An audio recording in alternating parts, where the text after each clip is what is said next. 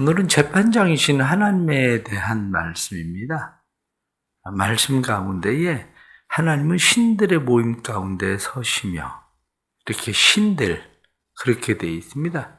이 신들이 누구냐 이렇게 이야기할 때 그 신들은 뒤에 나타나는 말씀을 보면 6절 말씀에 내가 말하기를 너희는 신들이며 이렇게 고관의 하나같이 여기 성경말 지존자의 아들들이라 신들 이 신들이라고 이야기하는 것은 맨 처음에 하나님께서 인간에게 아담과 하와에게 판단할 수 있는 권한을 주시지 않았어요.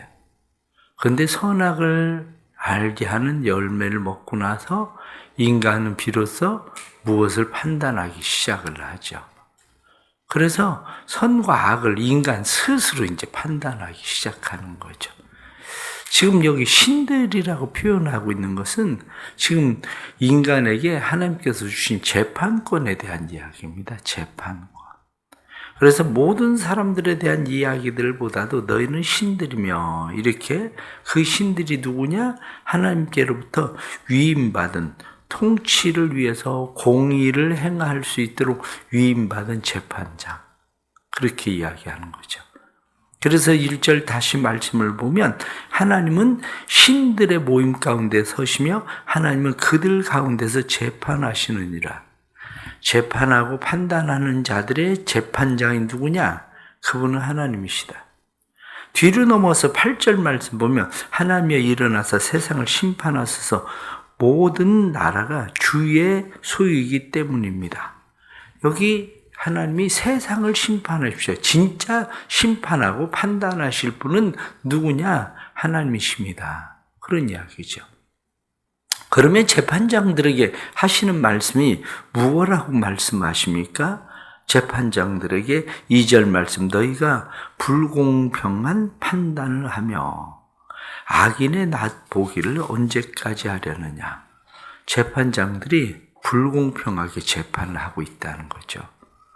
어떻게 불공평하게 재판합니까? 가난한 자 고아, 곤란한 자, 궁핍한 자, 가난한 자 이러한 사람들을 악인의 손에서 구원해야 되는데 힘없는 사람들이 억울하지 않도록 만들어야 되는데 도리어 힘없는 사람들을 억울하게 했다는 거죠. 그러면서 하나님께서 말씀하시는 것은 너희가 공정하게 올바르게 판단해라 이렇게 말씀하십니다.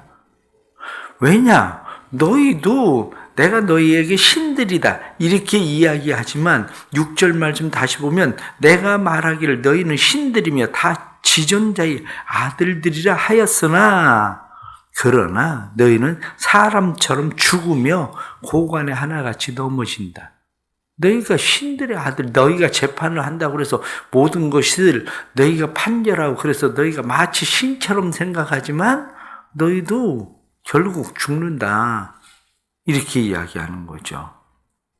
그래서 모든 사람들처럼 너희가 죽으면 너희도 재판장이신 하나님 앞에서 너희도 재판을 받아야 된다. 이렇게 말씀하시는 거죠. 그러기에 성경은 이 재판에 대해서 기본적으로 분명하게 말씀하고 있는 선이 딱 있습니다. 그 재판에 대해서 기본적으로 말씀하고 있는 선이 출애굽기 23장 6절 말씀에 보면 가난한 자의 송사라고 너희가 정의를 굽게 해서는 안 된다. 그리고 재판에 대해서 성경은 너희는 가난한 자의 편도 들지 말고 부유한 자의 편도 들어서는 안 된다. 약한 사람이라고 해서 편 들어서도 안 되고 동정적으로 그 사람 편을 들어서도 안 되고 힘 있는 사람이라고 해서 그 사람 눈치를 봐서도 안 된다. 그런 거거든요. 출애굽기 23장 8절 말씀에는 뇌물을 받고 의로운 자의 말을 굽게 해서는 안 된다. 너희가 뇌물 받고 그렇게 하지 마라. 신명기 16장 19절 말씀에 재판을 굽게 하지 마라. 재판을 할 때에 사람을 외모로 보고 판단하지 마라. 그러면 재판이 굽게 된다. 뿐만 아니라 뇌물을 받지 마라. 뇌물 받으면 재판은 반드시 구부러진다. 뇌물 받지 마라. 이런 거죠. 사무엘상 8장 3절에 나타난 말씀을 보면 사람들이 사무엘에게 와서 이야기하기를 당신의 아들들이 자신의 이익을 따라서 뇌물을 받고 재판을 굽게 하고 있습니다. 그러니 우리에게 왕을 주십시오. 이렇게 이야기하거든요. 그러니까 재판에 대한 판결에 대한 이야기에 대해서는 성경은 공의롭게 정의롭게 판결해야 된다. 이렇게 말씀하는 거죠. 그러나 우리가 살고 있는 세상을 우리가 가만히 보십시오. 세상의 재판은 크게는 진영 논리로 나누어져 있습니다. 좌냐 우냐. 우리 정치적인 모든 재판은 좌냐 우냐. 이 진영 논리에 의해서 그냥 재판은 갑니다. 진영 논리에 의해서. 그러니 옳지 않죠. 그 진영 논리에 의해서 하면 좌에서는 우에 대하여 죄를 먹이고 우에서는 좌에 대해서 죄를 먹이고 이게 진영 논리의 재판이라는 거거든요. 그러니까 재판을 끌고 그러다 대통령 바뀌면 무죄되고 이런 상황들이 벌어지는 거죠. 그러니 사실은 국민들로서 누가 옳은지 누가 그른지 우리가 판단한다는 거 그거 판단할 것도 없고 그 별로 생각할 거 없습니다. 솔직하게 얘기하면. 그건 죽일 놈이다 살리는 놈이다 그런 얘기 할 것도 없어요. 왜냐 그건 진영 논리체나 자기네들 진영이 알아서 자기들끼리 죽이고 살리고 서로 지금 그러는 싸움인 것 뿐이지 그게 우리하고 그렇게 뭐 크게 상관 있냐? 별 상관없어요. 진영 논리에 의한 재판. 그럼 또 다른 하나의 재판은 어떻습니까? 힘의 논리거든요. 또 하나의 재판이라고 하는 것은 힘의 논리에 의해서 이루어지는 재판이죠. 그냥 국민들이 생각하면 50억 클럽 그러면 50억을 세상에 누가 그냥 주겠습니까? 그 안에 들어가 있는 사람들 여러분들 같으면 뭐 내가 돈 벌었다고 50억씩 그냥 주겠습니까? 그냥 주는 사람도 있어요. 인터넷 기사에 보면 자기의 동창, 이웃 그리고 자기의 마을 사람들 해서 1,400억을 1억씩 나눠줬더라고요. 기본적으로 1억씩. 심지어는 군대 동기들까지.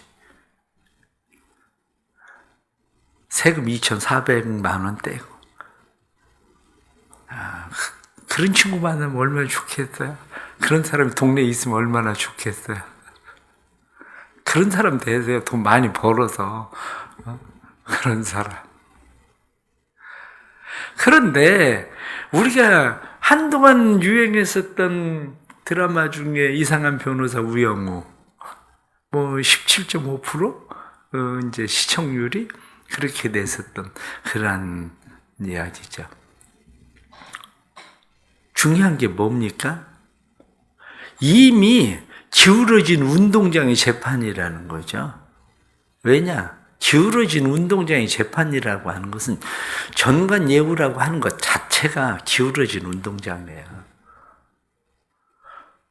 이 사람이 대법원에 있다가 나왔다고 해서 그 사람 재판장으로 쓰면 형이 감해주고 깎아주고 그 기울어진 거 아닙니까? 이미 전관예우를 해준다고 하는 자체가 이미 그게 틀린 거예요. 그게 성경적으로 보면 그건 성경적인 재판하고는 이미 거리가 멀은 거죠. 전관예우를 한다는 자체가. 보편적으로 어떻습니까? 보편적으로 재판을 받을 때 돈 있는 사람은 변호사를 데려오지 않아요. 신문을 받을 때부터. 돈 없는 사람은 검찰의 억압을 받아야 되잖아요. 그거부터가 이미 틀린 거예요. 그거부터가. 오늘 이런 얘기 하려면 계속 끝도 없이 이런 얘기만 하려고 하는 건데 성경이 말씀하고 있는 건 그런 얘기 하려고 지금 이야기하고 있는 게 아니라 우리가 믿음을 가지고 우리가 살아간다고 하는 우리가 세상의 불공정한 이 재판의 상황들 속에서 우리가 살아가고 있을 때에 우리는 어떻게 살아가야 되는가의 문제에 대해서 우리는 생각하려고 하는 거죠. 불공정한 판결 앞에서 우리는 어떻게 살아야 되나? 가장 첫 번째가 우리가 믿고 의지하고 신뢰하는 것은 하나님이 재판장이시라는 믿음을 가지고 살아야 된다는 거예요. 재판장은 하나님이시다. 저 사람이 아무리 불공정하게 재판을 해서 나를 억울하게 만들고 힘들게 만들고 그렇게 해도 재판장은 하나님이시다. 하나님이 옳다 그르다라고 진짜 판단하는 거. 자, 그럼 이렇게 생각을 해 보십시오. 여러분들이 그냥 단순하게 교통사고가 났다고 해보세요. 단순하게 교통사고가 났어요. 그런데 교통사고가 났는데 내가 80대 20으로 내가 80% 잘못했다고 그래요. 내가 생각하는 게 억울해. 그래가지고 다시 또 소송을 했어. 그랬더니 완전 뒤집어졌어. 20대 80으로 오히려 내가 잘못이 20%라는 거야. 그럼 누가 옳은 거야? 이게 세상을 살아가면서 우리가 늘 만나는 일들이에요. 그런데 그런 모든 일들 속에서 우리가 가져야 되는 감정 중에 하나가 뭐냐면 가장 의로운 재판장은 하나님이시다 그거예요. 하나님이 우리의 올바른 재판장이시다. 그런데 재판장이 문제만 아니에요. 재판장이 문제만 아니라 모든 판단 속에서 그러면 남편이 나를 생각하는 거에 대해서 억울할 때는 없습니까? 시댁에서 나를 생각하는 거에 대해서는 억울할 때가 없습니까? 아니, 친구들이 나를 생각하는 데서는 억울한 게 없습니까? 우리는 살아가면서 모든 일들에 대해서 때로는 억울하다. 왜 나를 그렇게 생각하냐? 내가 뭘 그렇게 잘못했냐? 이렇게 생각할 수밖에 없는 상황들을 만나. 그런데 그때 우리가 해결해야 되는 가장 중요한 핵심은 뭐냐면 저 사람들의 판단이 옳은 게 아니고 의로운 재판장은 하나님이시라는 거예요. 그렇다면 내가 해야 되는 일이 뭐냐? 그것은 나를 의로운 재판장이신 하나님 앞에 나를 세울 수 있느냐의 문제. 저 사람들이 어떻게 판단하느냐의 문제보다도 더 중요한 것은 의로운 재판장이신 하나님 앞에 나를 세워서 내가 하나님 앞에 하나님 당신이 의로운 판단자이십니다. 하나님이 의로운 재판장이십니다. 하나님은 어떻게 생각하십니까?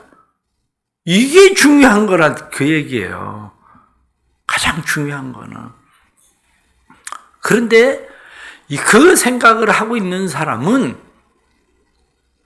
세상 원래 그런 걸 그래 그렇게 살면 뭐해. 나도 아무렇게나 살지 뭐. 이렇게 살 수가 없다는 거죠. 요즘 드라마들 나오는 많은 드라마들 어떻습니까? 순 보복하는 거 아니에요? 내가 재판에 무엇을 기대고 어떤 것을 기대도 별 소용이 없으니까 경찰을 신고를 해보고 해봐도 소용이 없으니까 내가 아예 처리를 해버리지 뭐. 요즘 그런 드라마들 많이 나오는 거 아니에요? 넷플릭스나 이런 그런 것들 보면 나오는 것들이 다 스스로 이제 보복하겠다는 무슨 얘기냐? 내가 재판장이 되겠다는 거죠. 이제는 내가 재판장이 되겠다. 네가 재판이 틀렸으니까 그래 내가 재판장이 될게. 그럼 그것도 옳지 않다는 거죠. 하나님이 재판장이라고 인정하는 사람은 자신이 재판장이 되려고 나서진 않아요. 왜? 하나님 재판장이시니까.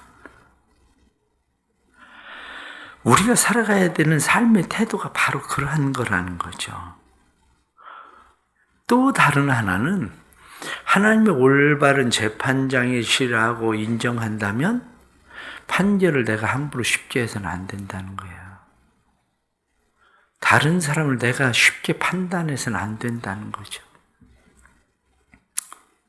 때로는 인터넷이나 아니면 무슨 기사나 이런 데에 대해서 기사만 보고 너무 흥분하지 마세요.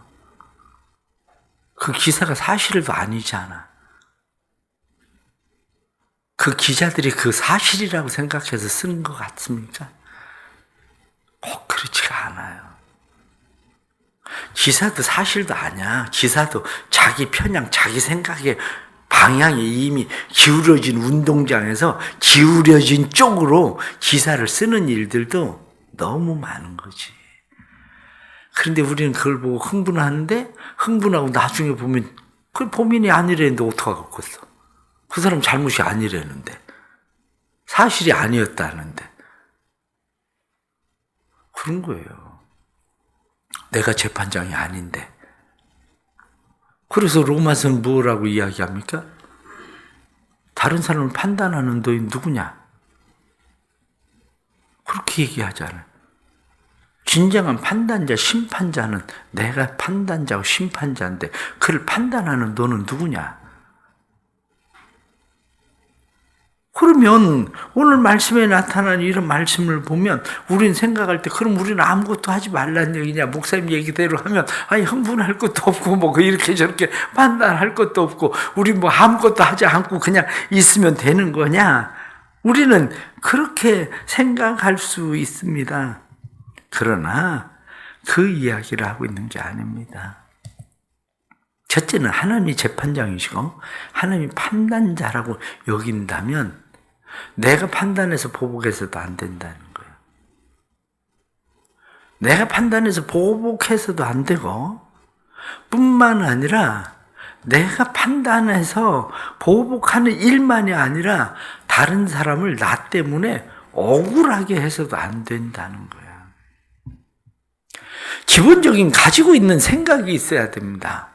기본적인 가지고 있는 생각은 사람을 죽이려고 생각하지 말고 살리려고 생각하세요. 무슨 얘기냐? 아니, 저런 인간은 죽여야 돼. 저런 인간은 없어져야 돼. 이렇게 생각할 게 아니라 오죽하면 그렇게 했을까? 왜 그렇게 했을까? 아니, 분명히 사이코들도 있습니다. 사이코들도 있지만 왜 저런 일이 벌어졌을까? 그래서 이스라엘의 재판에 사형제도 성경의 사형에 대해서 이야기하지만 이스라엘의 재판은 원래 사형이라고 하는 것은 거의 없습니다. 사형 제도는 있습니다. 사형을 시키게 돼. 그런데 사형을 시킬 수 있는 사람이어도 항상 주고 있는 것이 뭐냐면 사형을 면할 수 있는 명분이에요. 항상 그걸 줘요. 사형을 면할 수 있는 명분이 뭐냐? 하다못해 집에 애가 있다. 그 애를 봐서라도 죽으면 안 된다. 이런 거예요. 우리의 생각을 바꿔야 돼요. 너무 남의 일들에 그렇게 흥분해서 내가 판단자가 돼서 죽여야 되니 살려야 되니 막 그러지 말고 늘 생각을, 마음을 살리는 쪽으로 생각해야 돼요. 살리는 쪽으로. 누군가는 재판장도 되고 판사도 되고 누군가는 검사도 되고 누군가는 변호사도 돼야 되지만 참 어려운 일입니다. 요즘 세상에 정말 어려운 일들이 그 자리에 있는 사람들입니다. 그리스도인들이 그 자리에 있으면 정말 끊임없이 고민하고 또 고민하고 고민해야 될 겁니다. 그리스도인들이 그 자리에 있으면. 왜냐? 요즘 보세요. 성추행이라고 하는 것이 어디까지 성추행인지가 애매하지 않습니까? 그거 나쁘다고 얘기하는 게 아니라 성추행이라고 하는 것이 아니, 저 사람이 나 음흉하게 바라봤다 이거예요. 이제 성경적으로 마음에 음욕을 품으면 이미 가늠하였느니라. 이게 이제 진짜 죄가 되는 세상 된 거예요. 그래서 저 사람이 나 음흉하게 바라봤다. 그게 성추행인 거예요. 그런데 재판장 잘못 만나면 완전 덤탱이 쓰는 거고, 그래도 재판장을 어떻게 만나느냐에 따라서 상황은 완전 극과 극의 차이를 만납니다. 극과 극의 차이를. 그렇다면 그리스도인들이 우리의 자녀들 그런 자리에 있고 그리스도인들이 그런 자리에 있을 때에 하나님의 말씀 앞에서 하나님이 재판장이십니다. 제가 재판장이 아니라 하나님이 재판장이십니다. 그런 마음을 가지고 재판하려고 고민 많이 하고 정말 기도 많이 하는 사람들이 검사도 되고 변호사도 되고, 그리고 그런 사람들이 판사가 돼야 돼요. 억울한 사람들 변호하기 위해서 변호사 되면, 한동안에 인권 변호사들을 그래도 참 인기가 있었습니다. 돈은 못 벌어도. 그런데 나중에 보니까 인권 변호사들도 다 비슷한 사람들이라는 걸 알게 되면서 사람들이 실망도 많이 하지만, 여전히 오늘 성경에 나타난 말씀처럼 가난한 사람, 고아, 곤란한 사람, 궁핍한 자, 이런 자들을 위해서 공의를 베푸는 사람들이 있어요. 그렇다면 그리스도인들의 삶의 선택이 바로 여기 있는 거예요.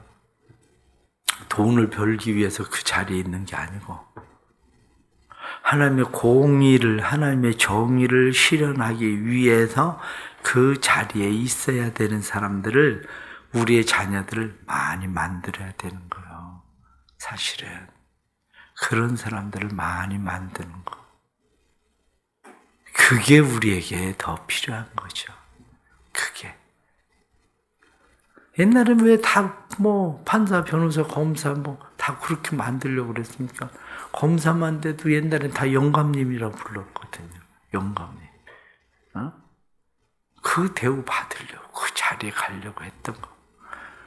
요즘 변호사가 왜 큰 대형 로펌에 가려고 합니까? 대형 로펌이라는 게 뭔데요? 대형 로펌이 억울한 사람들 변호해 주는 겁니까? 솔직하게?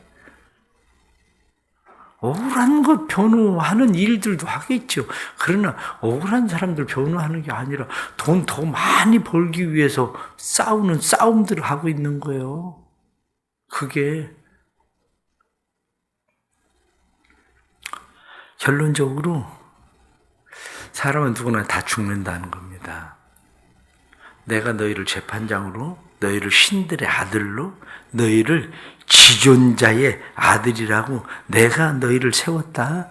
그런데 너희도 기억해라. 너희도 재판장인 내 앞에 너희도 서야 된다.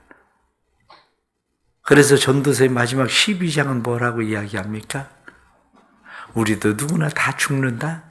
그런데 재판장이신 하나님 앞에 서야 된다는 사실을 기억하고 살아야 된다. 그런 말씀하지 않아요. 우리의 살아가는 일들이 항상 우리를 의로운 재판장이신 하나님 앞에 우리를 세우는 일들이 되기를 바랍니다. 교회 안에서도 다른 사람들에 대해서 너무 함부로 판단할 일 아니에요. 가정에서도 나만 억울하다고 생각할 일도 아니에요. 왜? 모든 것은 정말 재판장이신 하나님 앞에서 우리는 어떻게 서 있는가의 문제인 거죠. 사실은 하나님께서 우리의 삶에 또 은혜 베풀어 주셔서 하나님만의 의로우신 재판장이신 줄을 우리가 깨닫고, 내 판단이 옳다고 장담하고 주장하지만 말고 하나님 앞에 나를 세우는 일에 더 힘쓰는 그러한 믿음의 삶이 될 수 있기를 바랍니다. 기도하겠습니다. 하나님 아버지, 저희들은 의로운 재판장이신 하나님을 믿습니다. 그러기에 때로는 우리의 생각에 억울하다고 생각하는 일들, 잘했다고 생각하는 일들조차도 하나님의 손에 있음을 저희들은 믿습니다. 이 세상에서 우리가 판결을 받지 못해도 우리는 분명하게 하나님 앞에서 판단을 받는 그런 일들이 우리의 삶에 생길 텐데, 주님 도와주옵소서. 우리에게 은혜 베풀어 주셔서 우리의 삶이 하나님의 선하신 인도함을 받게 하시되, 이쪽에서 억울한 것 같아도 하나님의 손이 우리를 도우셔서 그거보다 더 크게 보상하시는 분도 하나님이신 것을 우리는 믿습니다. 하나님, 사랑하는 주의 백성들이 때로는 마음에 억울함이 있을 때에 성경은 말씀하기를 과부가 재판장에게 간청하듯이 너희가 오히려 하나님 앞에 간청하고 기도해야 되는데 너희는 그렇게 하지는 않는다고 성경이 말씀하는 것을 봅니다. 사실 우리는 세상에서는 억울해하면서도 하나님이 재판장이라고 말하면서도 하나님 앞에 그런 일들로 매달리고 기도하지도 않습니다. 마음에 분노를 품고 스스로 판결하고 보복하려고 하는 생각들을 가지고 있을 뿐입니다. 우리를 도와주셔서 우리가 하나님 앞에서 의로운 재판장신 하나님 믿고 의지하고 신뢰하고 살게 해주시고 우리가 또 잘못 판단하고 잘못 행해서 다른 사람들을 억울하게 하는 그러한 일들이 없도록 하나님 우리를 도와주옵소서. 저희들 세상 살면서 힘들고 어려운 사람들 많습니다. 정말 힘이 없어서 억압받고 빼앗기고 하나님 잃어버리는 사람들 의로운 재판장이신 하나님 도와주시고 보호자 되신 하나님 도와주시고 하나님 이들의 삶에 하나님께서 또 다른 놀라운 하나님의 은혜로 축복하시는 축복의 하나님도 경험할 수 있도록 은혜 베풀어 주옵소서. 오늘도 하루를 주님 앞에 살기를 원합니다. 우리의 마음의 원통함이나 분함이 우리의 마음을 사로잡지 못하게 해주시고 우리의 마음이 오직 믿음의 마음으로 하나님 앞에 세워질 수 있도록 성령님 우리를 도와주옵소서. 또 하나님 앞에 1,000번째 첫 번째 드리면서 시작합니다. 하나님 은혜 베풀어 주시고 이 마음에 성령님 은혜 주셔서 기도를 심사오니 끝까지 하나님 심는 기도가 기도의 열매되어 삶을 도우시고 축복하시는 하나님을 만날 수 있도록 주님 도와주옵소서. 1,000번째 드린 성도들에게도 은혜 주시고 함께 하시고 교회가 7월 달에 행할 모든 수련회 성경학교에 은혜 주셔서 수고할 교사들에게 힘 주시고 능력 주시고 이들이 주신 사명들 잘 감당해서 우리의 다음 세대들이 의로운 재판장이신 하나님 앞에서 의롭게 살아가는 믿음의 자녀들 되게 하여 주옵소서. 예수님의 이름으로 기도드리옵나이다. 아멘.